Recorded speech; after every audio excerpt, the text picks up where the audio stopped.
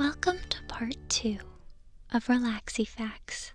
I love Lucy. In episode 1, we talked about how Desi and Lucy came together to reimagine the American sitcom, challenging conventions of bigotry and paving the way for higher quality production in television.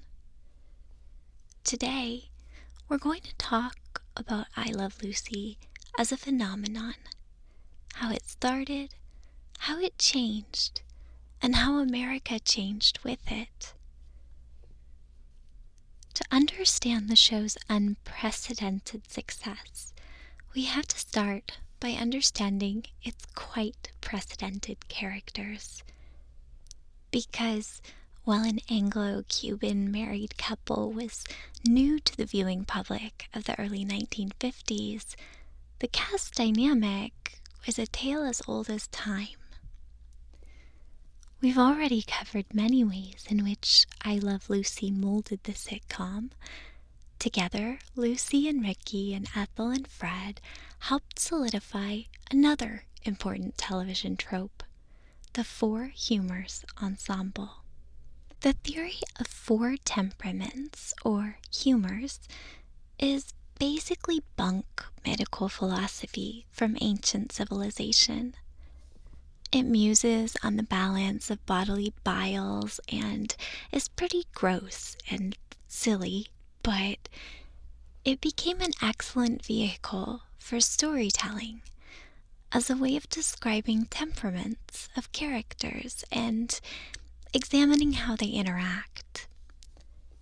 A great ensemble needs balance, so even today, you'll see this comedy of humors at play, especially in sitcoms, which so often rely on narrowly focused social interactions.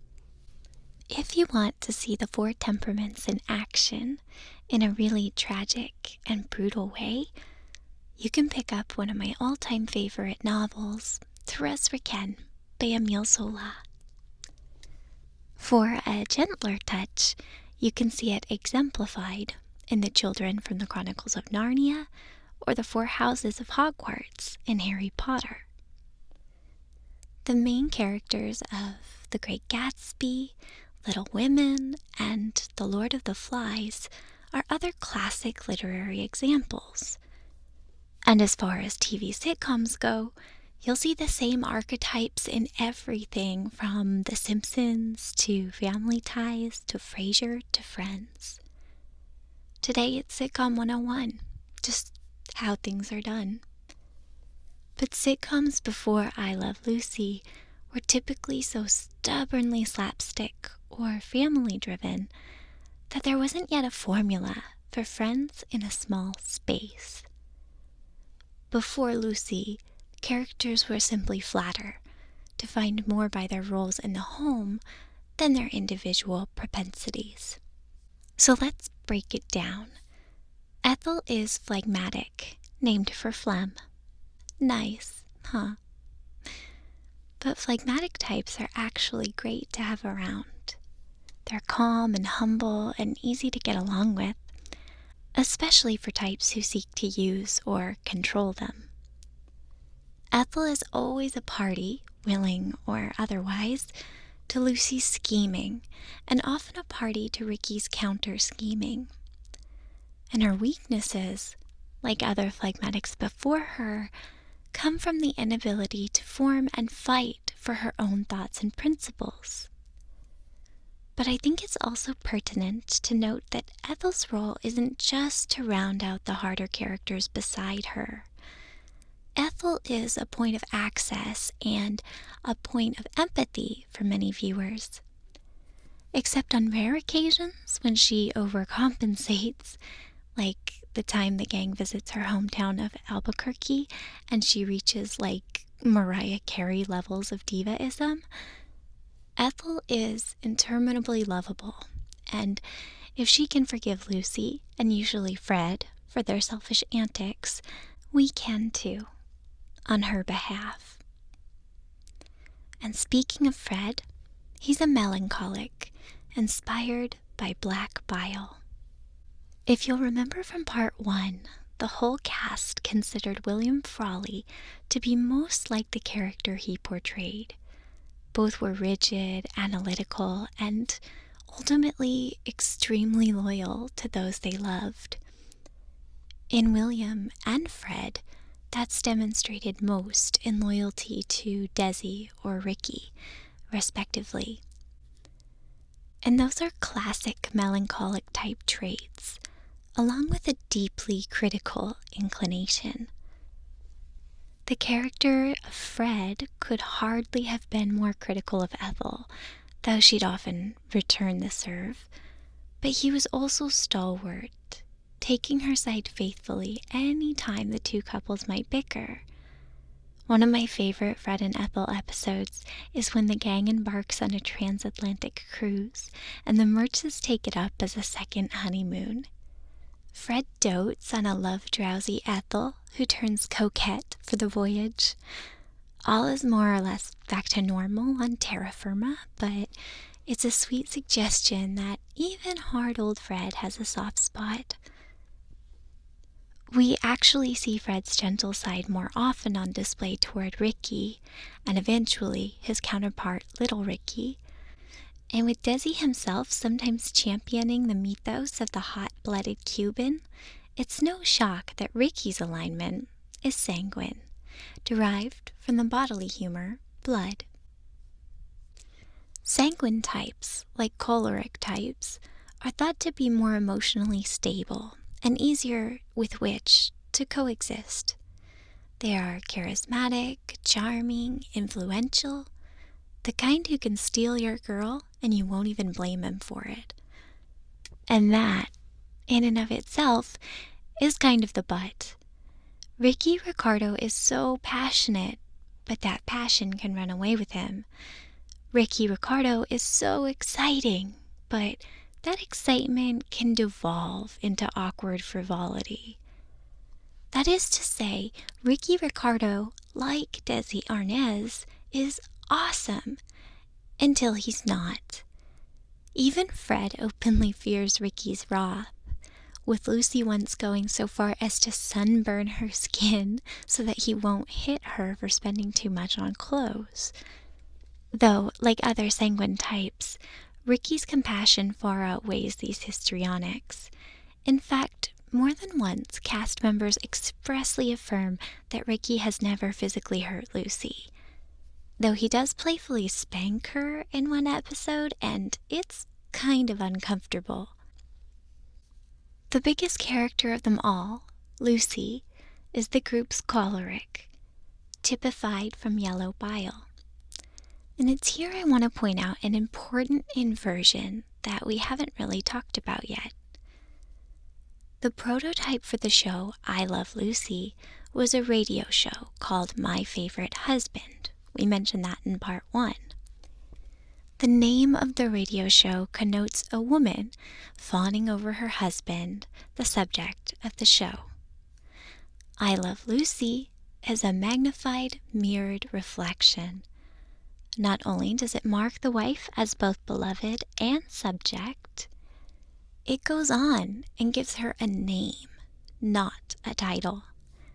Fittingly, choleric types are leaders, stars.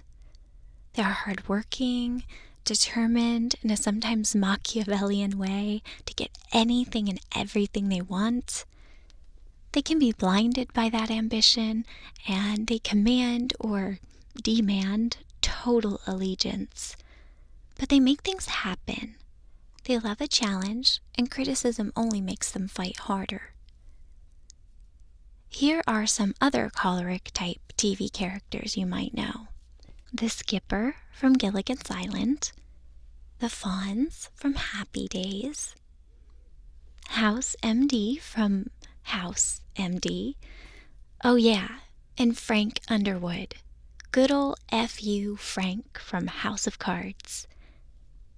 From Fraser Crane to Hannibal Lecter, cholerics make compelling lead characters, capable of doing a great deal of good and causing a great deal of chaos. But they are power players. They are agents for action. And traditionally, they are not portrayed by all American housewives. Now, all of those characters I mentioned came after Lucy. Like I said before, I Love Lucy is really the first major sitcom to successfully embrace a four humors dynamic. But you can imagine, given the fact that we still associate many choleric traits with traditional male roles, that Lucy Ricardo was a bit of an outlier. And certainly Ricky was still the breadwinner in their household, rising as far as movie stardom by season 4. Yet Lucy remains the conductor of dramatic energy in almost every single episode. There are other outstanding examples of female choleric characters on TV. I simply like to think of Lucy as their progenitor. Diane Chambers is a personal favorite of mine, and one we'll talk about in depth in a later episode, as is Elliot Reed from Scrubs. Friends' Monica Geller is another strong example. But Lucy was a choleric and a leader in surprising ways. Whether raising money for her women's group or trying to get in on Ricky's act, she set things in motion week after week. And this wasn't just exciting for women. It was exciting for men to see Ricky, slightly showy and just really cool, get to strut around. Ricky gave men permission to groom and crow, but also to care about things and show passion for life and love. He could be vulnerable and still be venerable. In movies and on TV at this time, a guy was either married and kind of boring, or worse, beaten down, or dangerous, but not dignified. You may look at Lucy and Ricky now, often sleeping in separate, very tightly made twin beds, and see the trappings of aggressive domesticity. You may also see them as total clowns. But what the people of the 1950s saw were a strong, scrappy woman and a beautiful, emotional man who were mutually deserving of each other's love. It's not profound. The best part about the show's true ensemble dynamic was that all 4 actors got to shine. In fact, out of the bunch, Lucille Ball was the one who held back the most. To really sell her clumsiness and Ricky's reluctance to cast Lucy on stage, Ball had to talent dive all the time. While Fred, Ethel, and Ricky all got in a fair amount of showing off through singing, dancing, and playing instruments, Lucy's character sang off-key and leapt into walls. With her theatrical background, Ball actually moved with real poise. But unlike today, when female characters soften over time and get bangs and makeovers for the sake of sex appeal, Lucy Ricardo never got better at performing. She stayed weird, awkward, crazy. It didn't stop her, though, and it brings me to some fun behind-the-scenes trivia.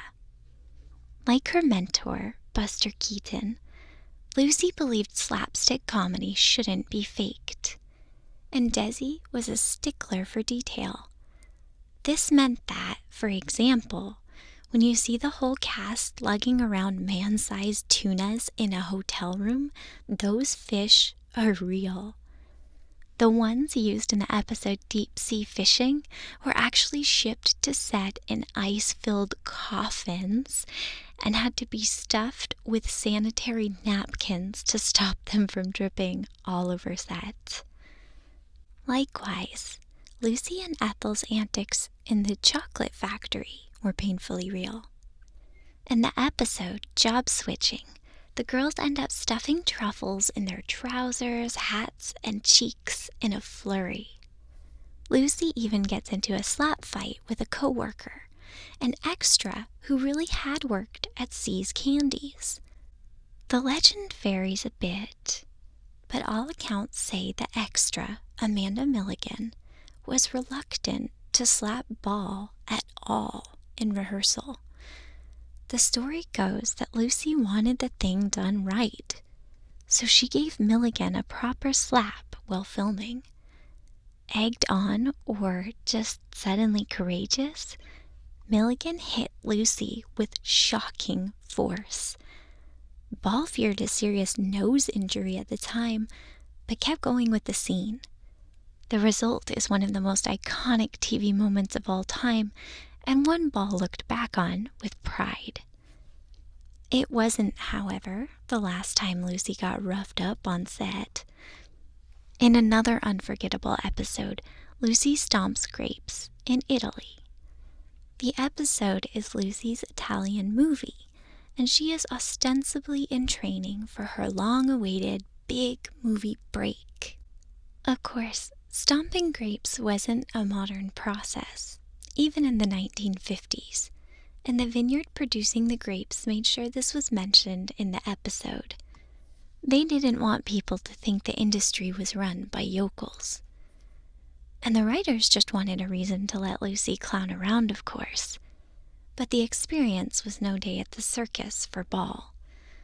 Another prize fight ensued, this time with the Italian extra hired to stomp grapes in the vat with Lucy.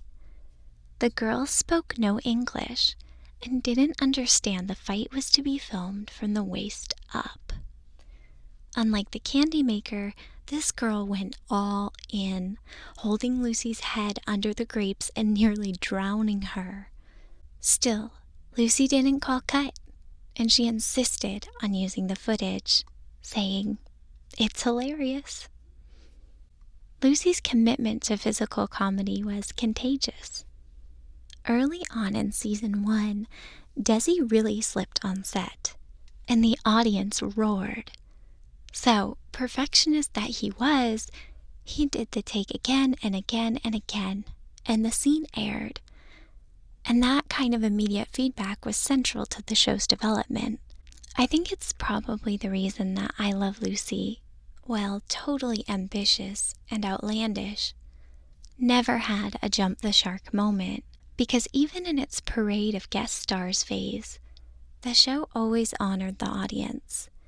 If something didn't play, like Fred and Ethel making fun of Ricky's accent, they adjusted or cut it out. If the audience wanted more, bigger musical numbers, and more of Lucy's flighty mother, the audience got more. So, while many of the most absurd physical scenes starred Lucy early on, the strange scenarios and odd costumes often involved the whole cast in later seasons. And, as invaluable as the immediate audience feedback was, the cast really learned to trust one another. Some episodes were entirely built around full cast physical gags, like the one where the gang ends up in a seedy, train track adjacent cabin in the middle of nowhere. If you look at the set photos from this episode, you'll see the crew built a movable room where walls could shake and expand and beds could roll. It's almost like something from the Blu-ray extras on Inception. The heart of the episode is just a running gag where the cast gets thrown about in their pajamas. They did an even longer riff on this gag. It's a monster scene, about 13 minutes, in an episode of the Lucy Desi Comedy Hour a couple years later. The crew is in Alaska, once again dealing with subpar accommodations. Hammocks spin, mattresses cave, and somehow the bedtime bedlam remains pretty compelling throughout. I think one of the reasons these scenes work is because the cast is able to play them honestly. I Love Lucy always filmed in sequence, to the point where William Frawley never got comfortable filming a script out of sequence, even when he went on to star in My Three Sons.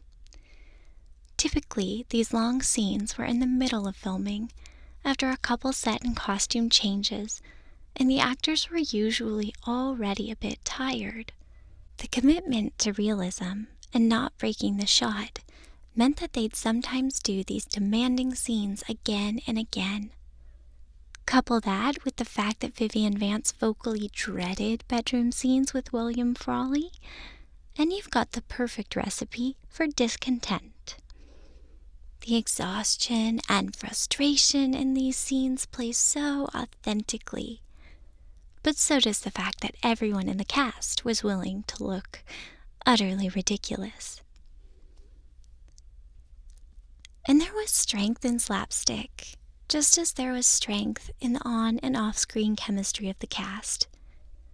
But for all that was consistent, an undeniable piece of the show's success was in how it changed. Change was scary for the whole production. Sitcoms in the 1950s, and honestly even today, were built on a promise that anyone could jump in and out of the narrative in half-hour increments and never feel lost. Nothing in the plot or characterizations would require previous knowledge, and even in-jokes or callbacks existed within the frame of a given episode. You could circumvent this a little with sitcom world building, and I Love Lucy did. There were catchphrases, Lucy, you got some splaining to do, but Ricky, I want to be in the show. Reliable relationships and predictable stakes, but nothing would shift or grow beyond the scope of a single episode. But, like many of the happy accidents in the show's history, Lucille Ball's second pregnancy presented Desilu Productions with an irresistible challenge. In season 1 of I Love Lucy, Desi Arnaz and producer Jess Oppenheimer created the rerun to cover for Lucy's first pregnancy. But by the time baby number 2 was conceived, the show was a smash hit. There was more money at stake, but there was also more license for Lucy and Desi to do things their own way. Nobody was questioning if America would embrace the Ricardos as a couple. In fact, the public loved the fictional couple so much that tabloids began honing in on Desi and questions of his fidelity. People were getting nosy and protective. So more and more, selling the happiness of the Ricardos was part and parcel to selling the happiness of the Arnazes. For these reasons, and plenty of others, the show went forward with writing Lucy's real-life pregnancy into the script. In some unwitting ways, this choice emboldened the entertainment media and proved the public appetite for celebrity gossip didn't stop at the box office. It linked the Ricardos and the Arnazes in such a grand, cosmic way. In some ways, we can see it as a very early precedent for reality television. And it was just that mingling of fantasy and reality that catapulted I Love Lucy into a bona fide phenomenon. It's well known that CBS wouldn't allow Lucy to be referred to as pregnant. That would be in bad taste, right? Implying that a couple married for a decade would ever become intimate is just hedonistic, isn't it? So, they used the term expecting. In the episode where Lucy shares the happy news with Ricky, you can actually see real tears on Desi's face. Lucy shows up at the nightclub where Ricky leads a band and surreptitiously plants a request for Ricky to serenade an expecting couple in the audience. When he sees Lucy in the crowd and then recognizes the setup for what it is, the two have this really beautiful moment on camera. Because it's real, and it's not, but mostly it is. Desi knew the script, so did Lucy, but the fact that the couple still gets swept up in the moment makes it one of my all-time favorite scenes from anything, anywhere. The ins and outs of how they handled both the pregnancy and the birth and the rearing and the casting of little Ricky is actually scintillating, but it could be its own episode, so I'll try to boil it down. First, nobody knew if the Arnazes' second baby would be a boy or a girl. Desi and Lucy said they'd be thrilled either way. They had little Lucy at home, and she was a miracle. Lucy had dealt with the trauma of miscarriages, and she was actually already at a high-risk age for having children. But Desi and showrunner Jess Oppenheimer were all in on matching the Ricardos' experience to the Arnazes. They considered filming alternate episode endings so they could air the baby's gender appropriately. But it turned out to be just too much trouble, and Desi encouraged Jess Oppenheimer to give the Ricardos a boy. "It might have been my only chance at a son," said Desi. But when the episode aired, the same day Lucy delivered their baby by C-section, right on schedule, both Desi and Ricky got a son. Little Ricky was played by many actors, especially in his first years. Eventually, little Ricky became a full-fledged character and was played by Keith Thibodeau. I grew up thinking he was played by the real Desi Arnaz Jr. because the actor was always billed as Little Ricky. But in the early years, what I call the domestic years, his presence was more limited. Often Lucy would enlist the help of neighbor Mrs. Trumbull, who apparently had nothing else going on because she was there at the drop of a hat for an hour or a week whenever needed, or her bird-brained mother to babysit. So the immediate effects of the birth of little Ricky were subtle, but monumental. Having a baby didn't fundamentally change Lucy and Ricky Ricardo, but it helped soften them, as well as the Mertzes. The character of Fred, most of all, needed that softening. On camera, it provided new stories. Lucy becoming exhausted and hiring a maid is a personal favorite episode. But in universe, the biggest thing little Ricky brought to the table was change. The audience supported such a major change, and they liked tuning in to see the cast adapting to new circumstances. Lucy Ricardo wasn't the first woman to be pregnant on television. She was the second, after a show called Mary Kay and Johnny from the 1940s. But her character's real struggle to retain her vivacity and competence as a new mother resonated like nothing before it. Women thought it was funny to see the ridiculous, messy truth of motherhood, especially as contrast to the impossible too-muchness of conservative America's motherly ideals. And it was cathartic for men, too, who were struggling alongside Ricky Ricardo to understand how and when they were meant to be strong, perfect providers, and when they could let their guard down and just enjoy being dads. It also helped answer some questions about Fred and Ethel. Were they maternal? Should we detest or pity them for not having their own family in 1950s America? That may seem totally redundant today, but were very palpable at the time. With absolute love and support, Fred and Ethel help raise and rear little Ricky. And at no time does anyone dwell on their childlessness. In a time when the nuclear family was supreme, audiences were given permission to accept the Mertzes as part of a different kind of family, the chosen family. And though it doesn't get talked about so much, I think it's one of the reasons I Love Lucy can still feel modern, in ways. Right out of the gate, America was ready. 71.7% of all Americans tuned in for the birth of little Ricky. Like Fred and Ethel, they were just another extension of the family.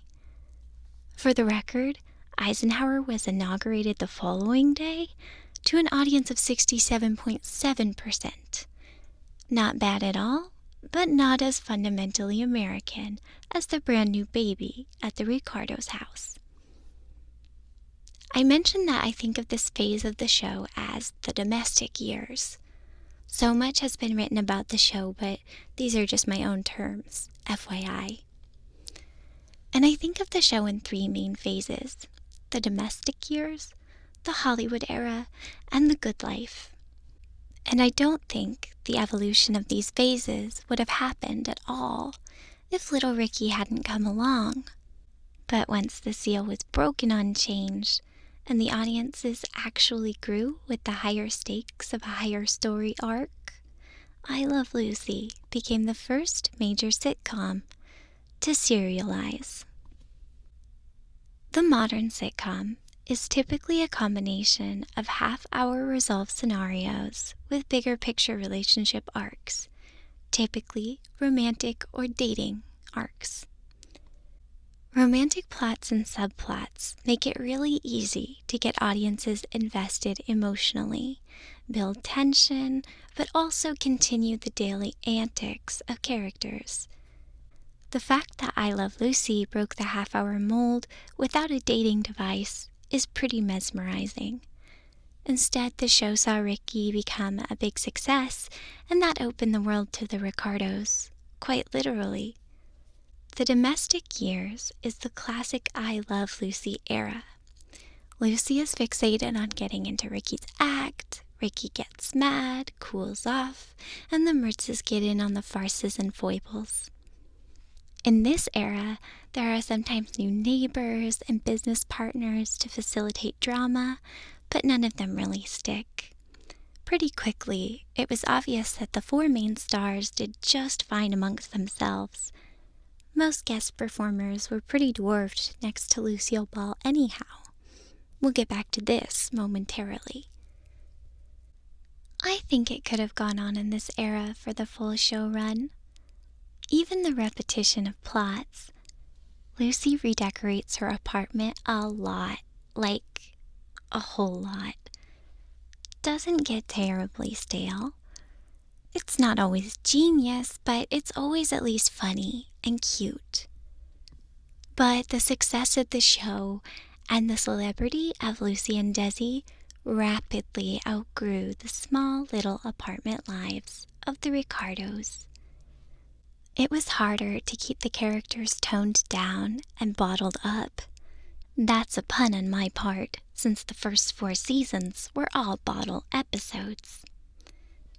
To freshen things up, new writers joined the team after season 4. Jess Oppenheimer, Madeline Pugh, and Bob Carroll Jr. wrote all 127 shows of the first 4 seasons. In 1955, they were joined by Bob Schiller and Bob Weisskopf, who worked as a team. The two shared a fundamental understanding of where television had been and where it was going.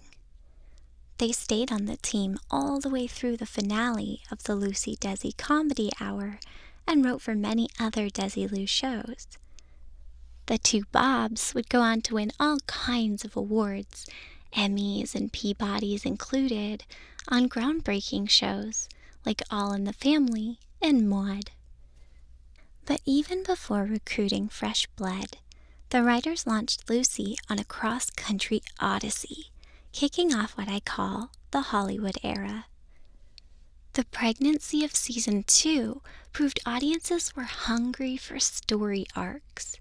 So, while season 4 began like all the others, rumblings of change could be felt from as early as episode 7, where Ricky has a screen test to be in pictures.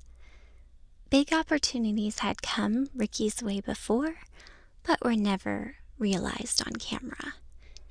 They served the function of giving Lucy something to inadvertently derail, and not much more. And while much of the season is business as usual, It culminates in a studio contract for Ricky, kicked off by a very wacky road trip. And while the season is best remembered for Dynamo guest appearances, beginning with megastars Eve Arden and William Holden, it's really a return to form for a project that initially proved its worth as a variety show.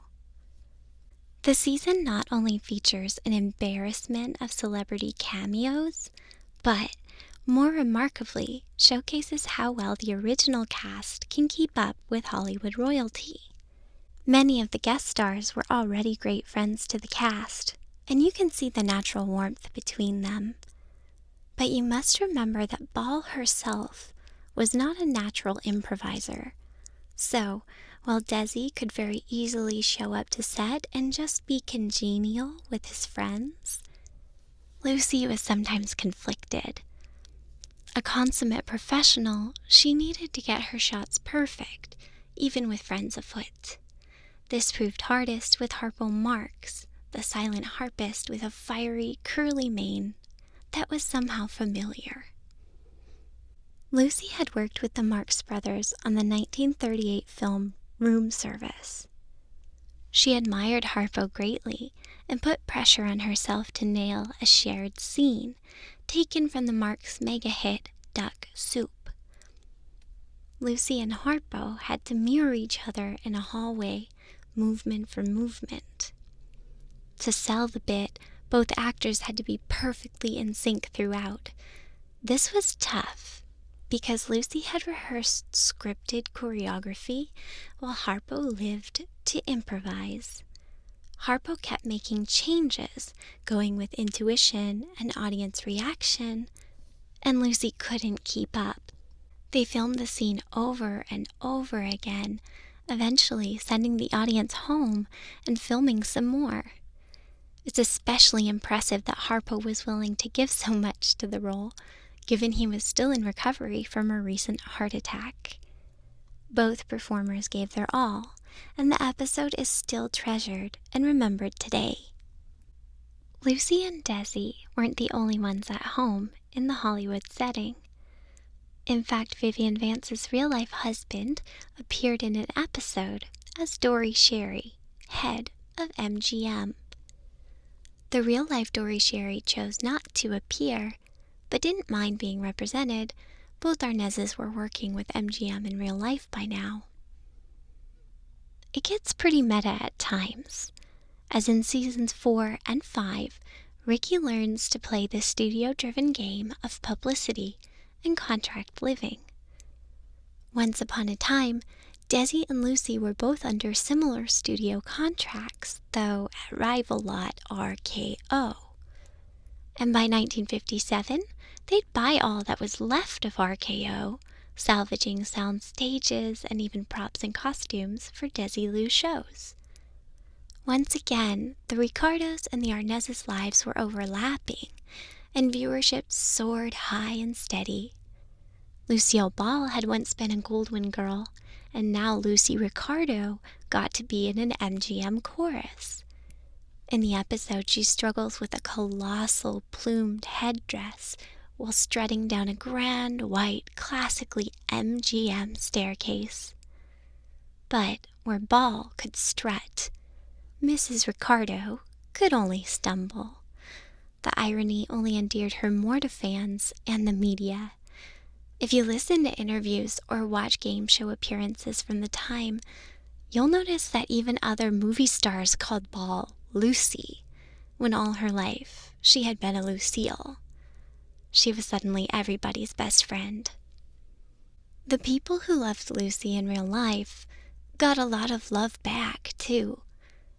By all accounts, she was a loyal friend, and the introduction of guest stars gave her a chance to celebrate many of her own coterie. You'll notice I have a lot of favorite episodes, but my top 5 includes the episode where Lucy walks in a Don Loper fashion show. First of all, it's one of the highest fashion episodes ever, but that sort of goes without saying. It reminds me of the scene from 1939's The Women, where a glorious and extended fashion show cuts right into the quick of the film with all the righteousness of a big musical number. It's also funny and super clever, playing on the classic convention. Lucy screws up, fears Ricky's reaction, tries to worm out of it. But there are two things about this episode that are a little more personal. The premise of the episode is of a fashion show featuring Hollywood wives, and it's pretty wonderful to watch them all pose and strut. The models included real-life wives, Mrs. William Holden, Mrs. Dean Martin, Mrs. Van Heflin, Mrs. Forrest Tucker, and Mrs. Richard Carlton. Most notably, the fashion show features a lovely Sheila McCrae, wife of Gordon McCrae and dear friend of Lucille Ball. McCrae had recently suffered a miscarriage and was struggling to find her way back to the world. Lucy pushed for the episode to happen as a way to help Sheila get dolled up and take her mind off her grief. In my opinion, Sheila absolutely shines in the episode. Another wonderful thing is that the episode not only features so many of Don Loper's gorgeous gowns, but also features Don Loper himself. Sheila McCrae later pointed out that it was the first time an openly gay man ever appeared as himself on television without feigning heterosexuality. Maybe it's a small victory, but there's nothing small about the way Loper steals a scene. He has that silky, relaxed air of quiet confidence that gives me the tingles just to watch.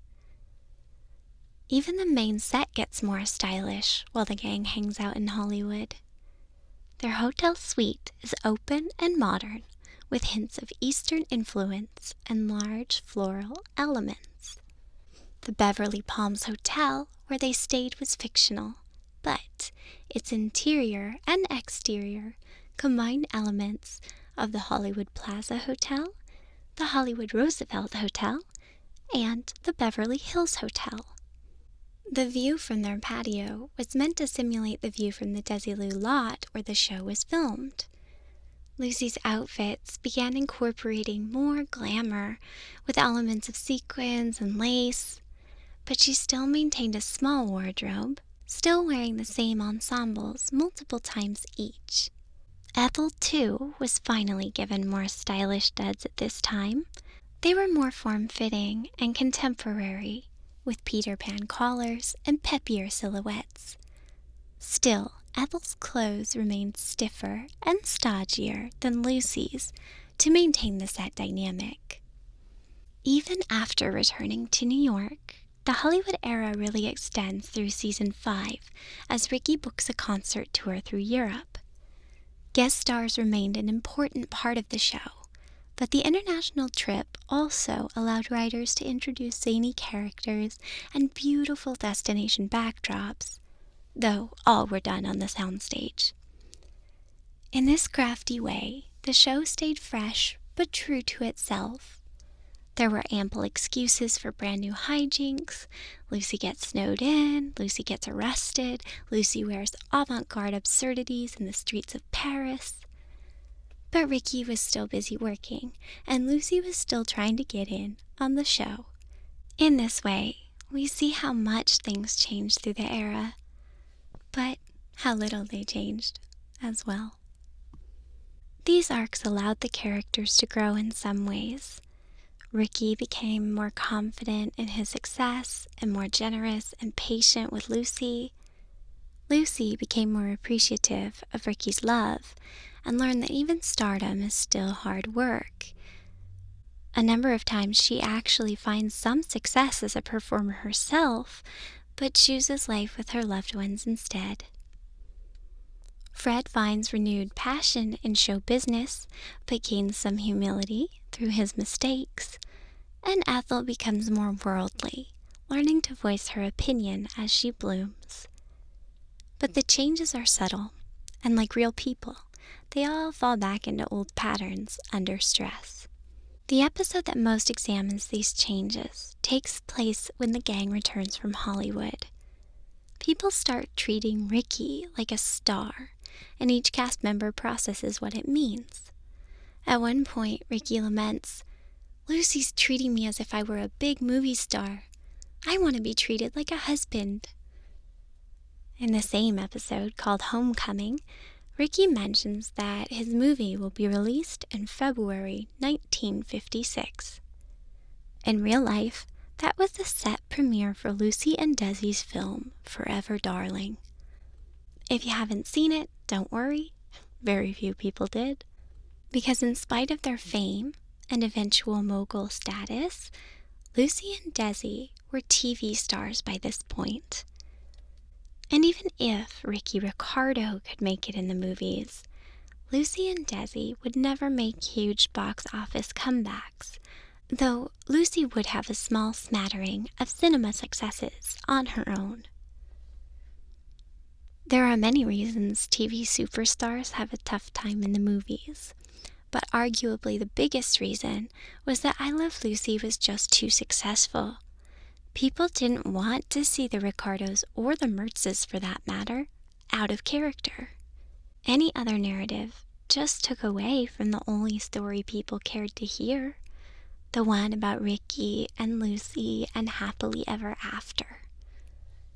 In a classic case of life, art, and the imitation therein, the Arnazes experienced Hollywood like their counterparts. They were loved in Hollywood and treated well, but they were also sometimes standing at its edge. So the Ricardos came home to America and back down to earth into what I call the good life. In its third and final era, a show that could probably get away with anything decided not to pull any punches. Lucy and Ricky and Ethel and Fred had conquered Hollywood and seen the world, and now their sweet New York apartments were calling. But there are some important distinctions between the first couple seasons of I Love Lucy and the final ones. First, little Ricky went from being a prop to being a person. While production resisted the common practice to quickly age a child character for years, they finally chose to advance little Ricky by 1 year in order to cast Keith Thibodeau in the role. And there is absolutely no way to blame anyone once you see the kid in action. He's legitimately darling, and I'm not big on child characters to begin with. He looks so much like Desi Arnaz and can beat the living daylights out of a conga drum. Little Ricky was the catalyst of a lot of storylines without stealing the whole show. This resulted in a nice synthesis of old and new, like the episode where Lucy gets Superman to attend Ricky's birthday. A lot of what the show became was this blend of quotidian concerns and fantastic circumstances. And adults weren't the only ones loving it. Keith Thibodeau later recalled this as one of his favorite episodes. Just like his character and every other kid around, Keith adored Superman. Desi and Lucy's daughter loved him too, and said the reason George Reeves wasn't billed in the credits was so other children wouldn't be disillusioned to think Superman was really an actor. Throughout the episode, Superman is only ever called by his hero moniker. Another factor in later seasons was Ricky's career success. While Ricky never becomes a full-blown celebrity, he becomes extremely celebrity adjacent and buys out his own club. But Lucy and Ricky promise to stay in the same building to be with the Mertzes. Still, Ricky is far less stingy with money and gives in to Lucy's whims rather often. He also has far more control over his schedule, so a trip to Florida, a visit to Cuba, and a fateful jaunt to the country becomes part of life, eventually influencing a change of heart and a change of locale for the whole cast. Finally, after 5.5 seasons in New York, the Ricardos moved to a spacious early American country cottage in Connecticut with a conveniently empty guest house. Producers believed this would open up more potential plots for both couples, the Ricardos as they adjust to life in the country, and the Mertzes as they find a reason to come along for the ride one more time. The move played well with American audiences who were flocking to the suburbs themselves. But after everywhere the gang had been, around the world and back, a country home lacked sex appeal. One of the Connecticut episodes even returns to an old and tired I Love Lucy standby, buying furniture. Still, I really like these episodes because they feel like the most natural arc for the characters. It's believable that Lucy and Ricky have the income for an upgrade. The Connecticut home set is undeniably charming, and that they want the best upbringing for little Ricky. But behind the scenes, Desi was really chipping away at an escape route. You know in The Shawshank Redemption, how Andy Dufresne covers the tunnel he's digging with posters of flashy pinup girls? That's right where Desi was, except his Rita Hayworth was actually a whole host of breathtaking celebs. And to make his quiet getaway, Desi was going to enlist the help of every major star who would answer the call. But to understand why Desi would want to bail on I Love Lucy at its apogee, let's pull back the curtain again. Desi and Lucy had been happy, intermittently, during the show's early run, or at least as happy as they could be, because Desi was drinking a lot by his own admission, and the Arnazes didn't always make up in increments of 30 minutes. By now, Desi was also philandering again, and he could be pretty cavalier about it. The show's publicist was in constant overdrive, trying to silence scandals. But the press still went nuts. Desi was a cheater, Lucy was a control freak, so on and so forth.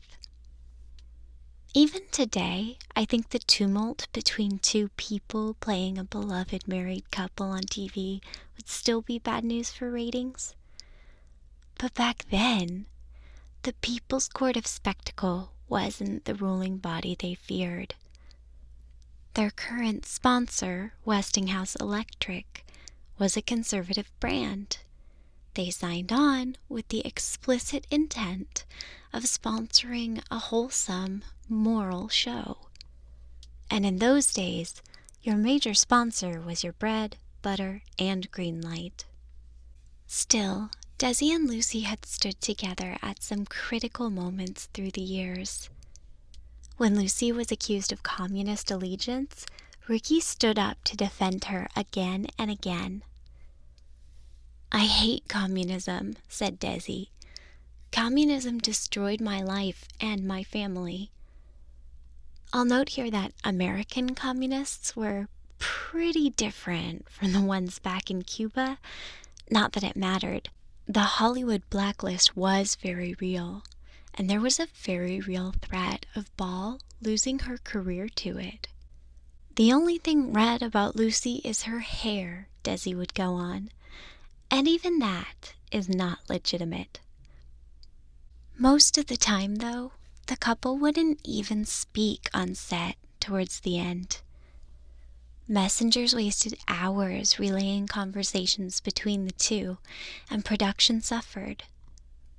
The writers knew they couldn't rely on the Lucy-Ricky dynamic to sell the show anymore, because the real success of the two was never down to their great acting, as evidenced by their inability to achieve true stardom alone, before or after. And that's not to take away anything from either. Desi was smart as anyone, and Lucy, you couldn't look away from her. There's something the Greeks called kairos, meaning the opportune or supreme moment. I Love Lucy came to America when people needed real tenderness. After the war, America had been spoon-fed a lot of fake tenderness and goodness and Americaness. But for all its showmanship, I Love Lucy was real to people. It's still pretty real to me. But that authentic core was eroding fast. So the writers avoided screen time for the couple exclusively, adding in neighbors, bigger plots for little Ricky, and even hundreds of baby chicks on one occasion. It was pretty cute. And while Lucy and Ethel traded their globe-trotting gowns for gingham and poplin, the slapstick and spectacle ramped up. Desi was tired, and so was Vivian Vance. William Frawley seemed to be enjoying the ride as much as he could enjoy anything, and then Lucy was pretty much addicted to it.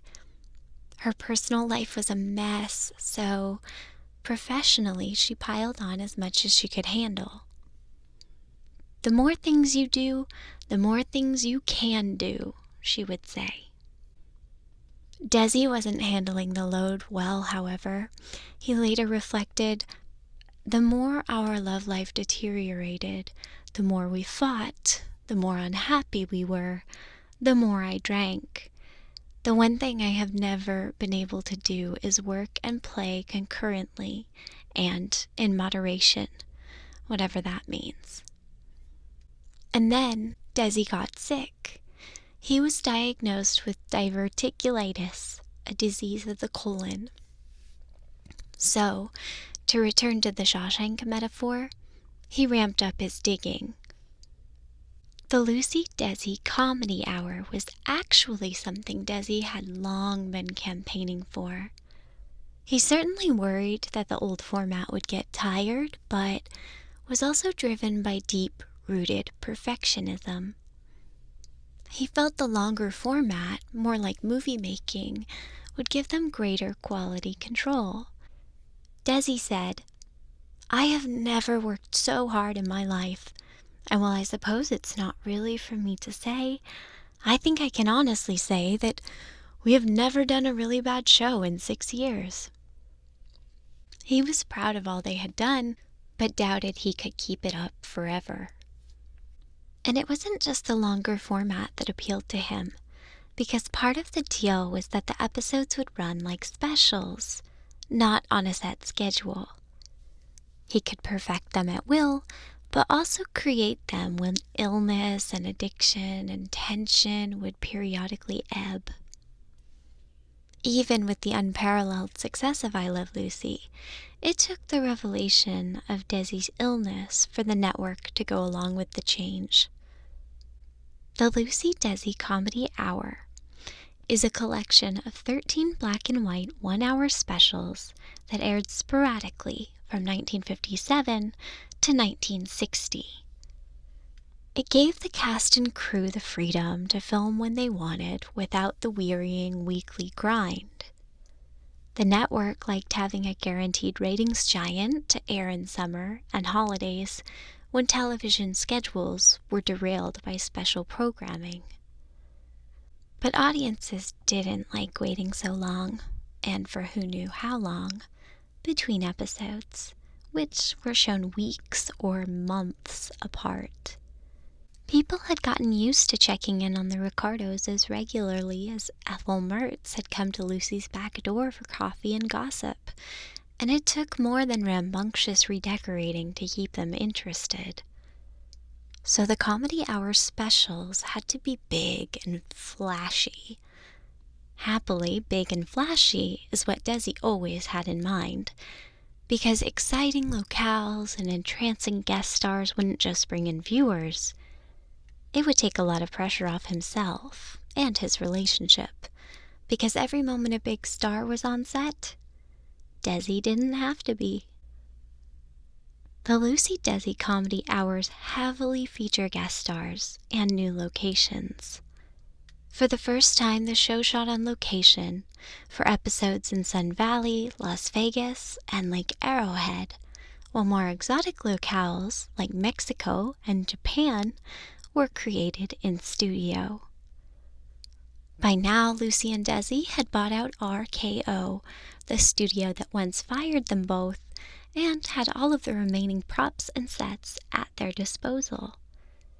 And they populated their Hollywood lot with big Hollywood names like Tallulah Bankhead, darling, Fred McMurray, Betty Grable, and Fernando Lamas.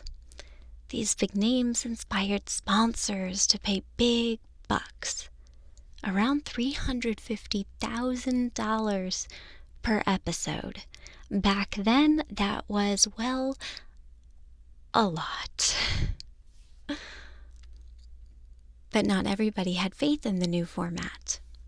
Vivian Vance disliked having her screen time cut to accommodate celebrity stories. She and William Frawley were absolutely sick of one another, but Lucille and Viv were great friends and were truly phenomenal on screen together. The last season of I Love Lucy and the following comedy hours explore and test the friendship between Lucy and Ethel in really touching ways.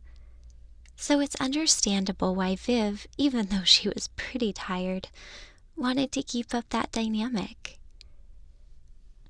The only person who didn't get much relief was Lucy herself.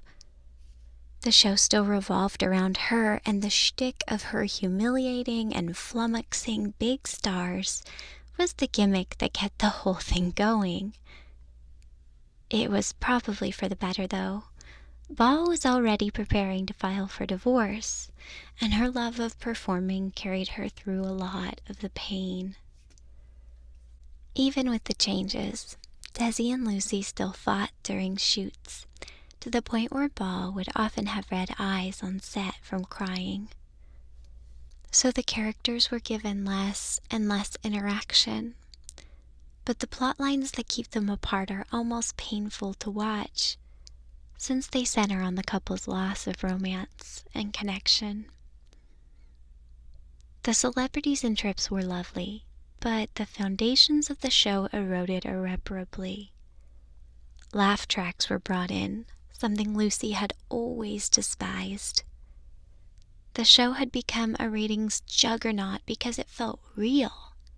It had a live studio audience and a real-life love story.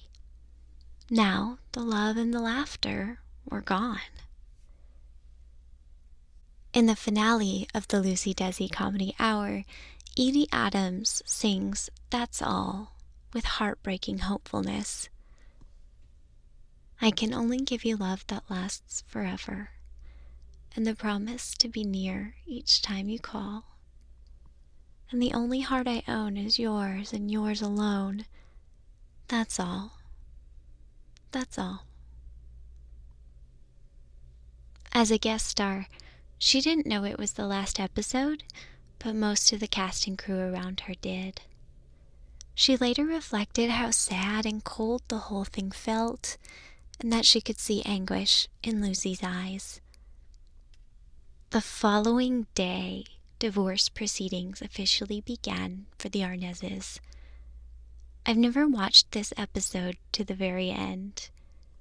I've seen every other episode from every other season so many times over. But this one, I don't think I'll ever finish it.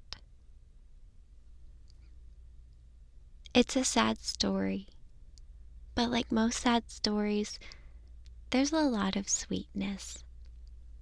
For one, Desi and Lucy loved each other forever.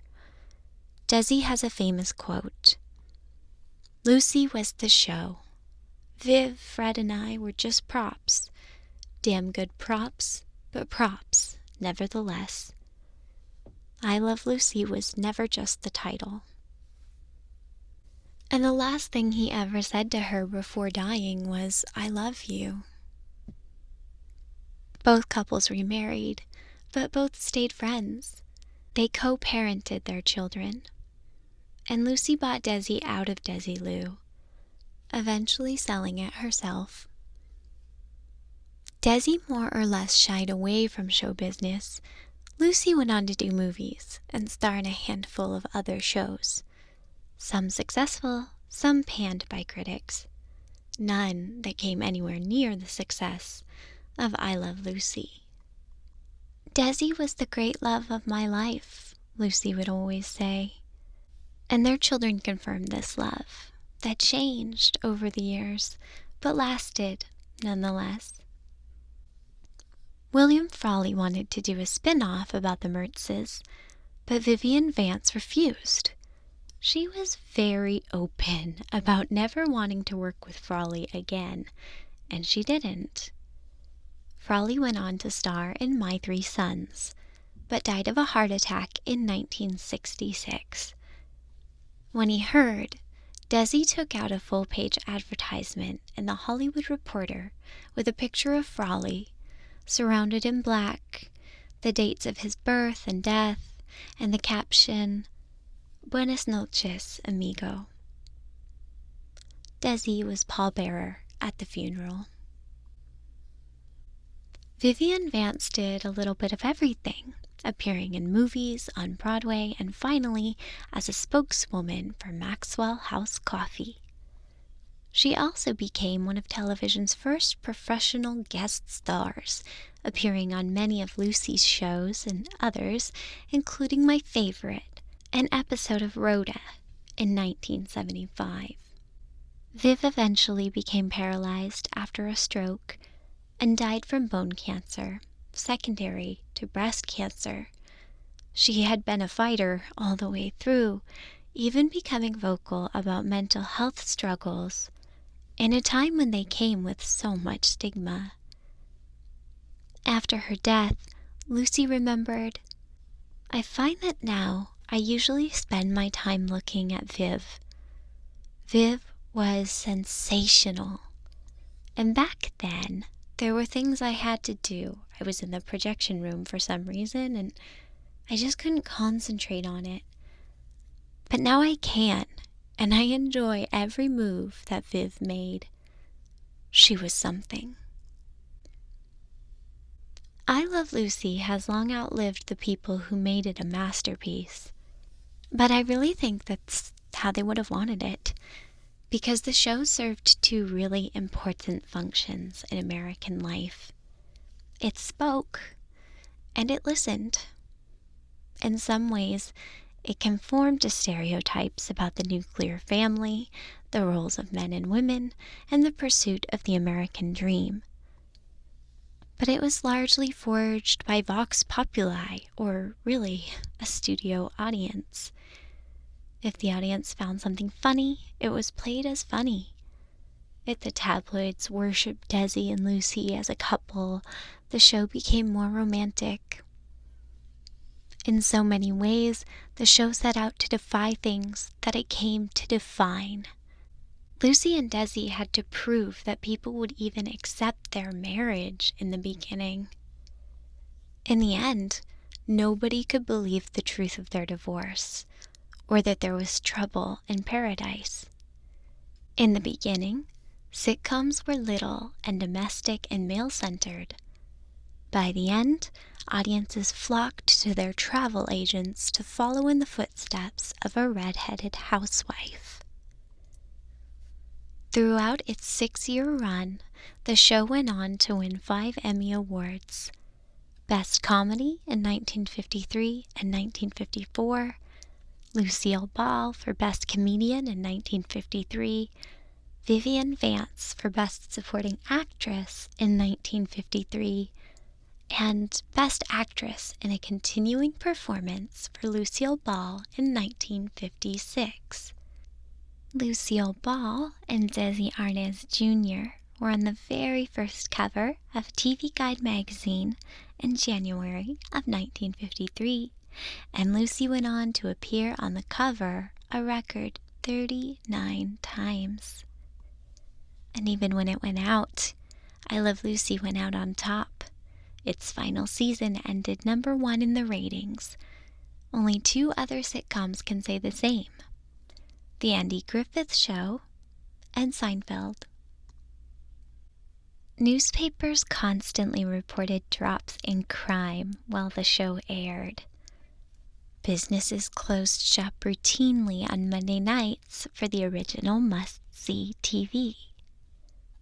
So, beyond the awards and the accolades, I Love Lucy set the pace for what a show could mean to people. And Desilu Productions, which is today Paramount Television, became a germinal for other shows that would captivate the country. Some of those shows were just evolutions of what they had already created, like The Dick Van Dyke Show and The Andy Griffith Show. Shows that gave people a home and a family when they needed one.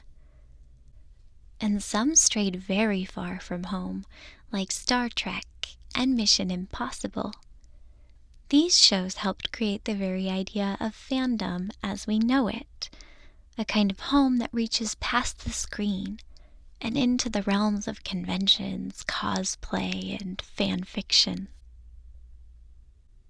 Many years after the rise and fall of Desilu, Lucy reflected back on what she'd helped build and what it had meant.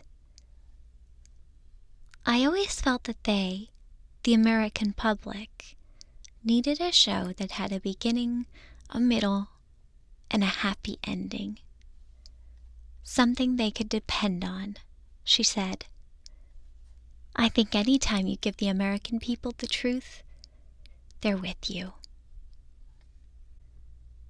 Looking back, I think Lucy did give us the truth. Looking back, I think she gave us everything she had.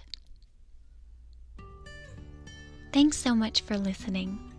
Next time, we're going to talk about a brand new show and how sitcoms changed and stayed the same in a whole new generation.